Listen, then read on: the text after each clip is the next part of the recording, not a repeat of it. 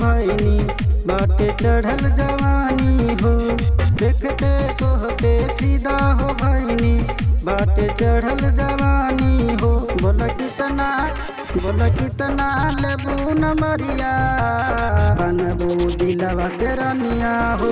बोला कितना लेबू नमरिया बनबू दिलवा के रनिया हो।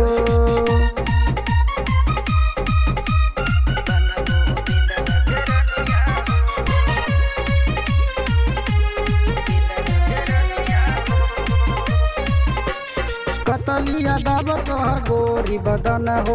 देखतानी तोहरे तो बिछड़ल मन हो। कतलिया दाब तोहर गोरी बदन हो। देखतानी तोहरे तो बिछड़ल मन हो। काहे इतना तू खातर भाव आज तोहसे हो गई लगाओ हो। आवा तू पानिया में सोना काटबू हरदम चानी हो।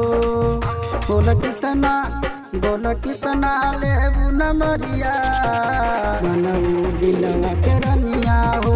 बोल कितना लेबू नमरिया बनबू दिलवा के रनिया हो।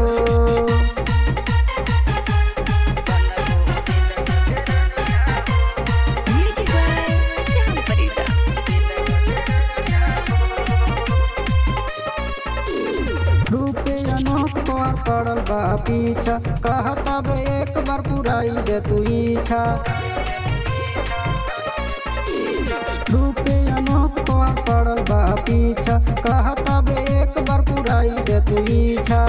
रामचंद्र राजवंशी न हो काहे कन्या तू बनबू हो।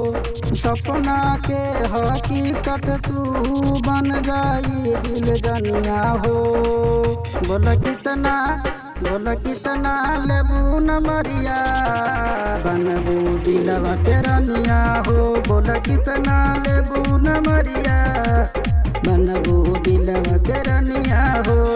देखते तोहके फिदा हो भैनी बाटे चढ़ल जवानी हो। बोल कितना लेबू नमरिया बनबू दिलवा के रनिया हो।